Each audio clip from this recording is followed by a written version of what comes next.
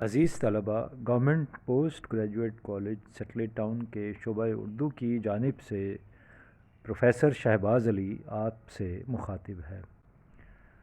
آج کے اس لیکچر میں ہم حصہ نظم کی 8ویں نظم، جس کا عنوان ہے ایک کوہستانی سفر کے دوران میں، یہ ہم پڑھیں گے اور اس کو لکھا ہے نظم کے جدید اردو شاعر مجید امجد نے۔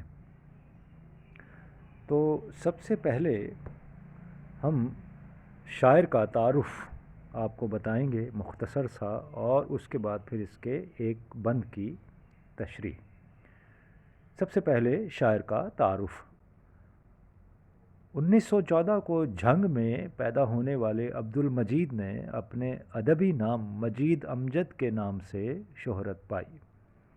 تعلیم مکمل کرنے کے بعد کچھ عرصہ جنگ کے مقامی اخبار عروج کی ادارت کی۔ 1944 میں محکمہ خوراک میں ملازمت کی اور ساہیوال منتقل ہو گئے۔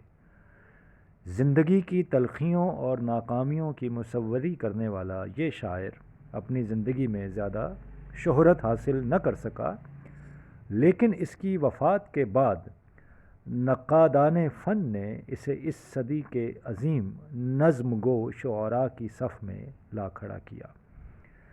مجید امجد نے نظم معرہ میں نت نئے تجربے کیے اور حیت کے اعتبار سے منفرد شاعر بن گئے۔ فطری حسن اور قدرتی مناظر سے انہیں خاص لگاؤ تھا، اور وہ معمولی موضوع کو بھی لازوال بنا دیتے تھے۔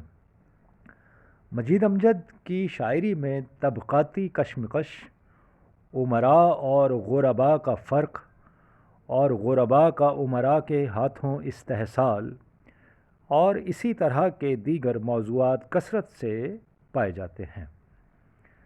اب سب سے پہلے چند اشعار جن کو میں پہلا بند کہہ رہا ہوں آج کے اس لیکچر میں، وہ میں پڑھوں گا، پھر مشکل الفاظ کے معنی، اور پھر ہم اس کی تشریح کی طرف بڑھیں گے۔ تنگ پگڈنڈی سرے کوہسار بھل کہتی ہوئی، نیچے دونوں سمت گہرے غار منہ کھولے ہوئے، آگے ڈھلوانوں کے پار ایک تیز موڑ، اور اس جگہ ایک فرشتے کی طرح نورانی پر تولے ہوئے، جھک پڑا ہے آ کے رستے پر کوئی نخلے بلند۔ پگڈنڈی کے معنی پیدل چلنے کا چھوٹا سا تنگ راستہ۔ کوہستان سے لفظ بنا کوہستانی، جس کے معنی پہاڑی علاقہ۔ سرے کوہسار، پہاڑ پر یا پہاڑ کی چوٹی پر۔ بل کھاتی ہوئی۔ سمت کے معنی کسی طرف یا جانب۔ غار کا معنی ہے پہاڑ کی کھو یا گڑھا۔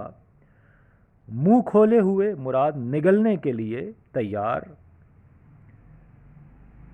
اور ڈھلوان کہتے ہیں غیر ہموار جگہ کو، جہاں سے کوئی شخص پھسل جائے، پاؤں لڑکھڑا جائے۔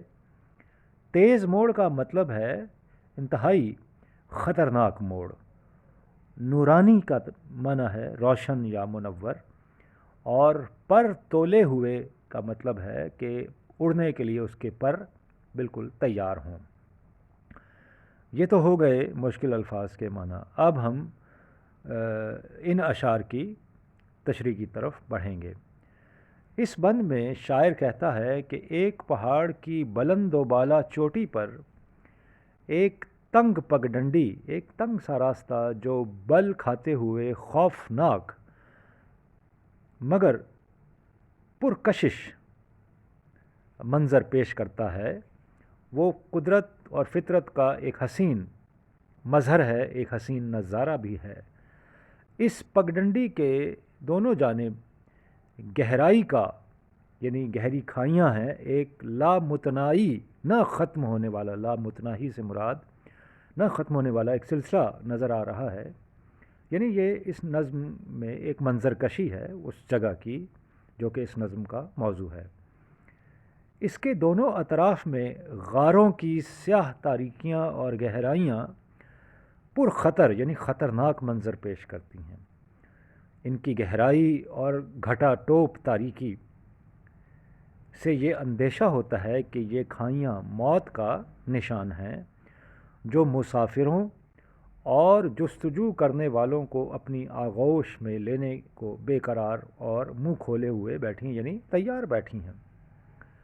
یہ انسان کی عمومی فطرت ہے کہ اسے گہرائی اور تاریکی موت کا پیش خیمہ معلوم ہوتی ہے، یعنی وہ انسان گہرائی سے اور تاریکی سے ڈرتا ہے۔ ان چیزوں کو دیکھ کے اس کو اپنی موت یاد آ جاتی ہے، جس سے اسے بے پناہ خوف محسوس ہوتا ہے۔ سمندروں کی تاریک تہیں اور گہرائیاں عموماً خاموش ہوتی ہیں جو موت سے مماثلت رکھتی ہیں۔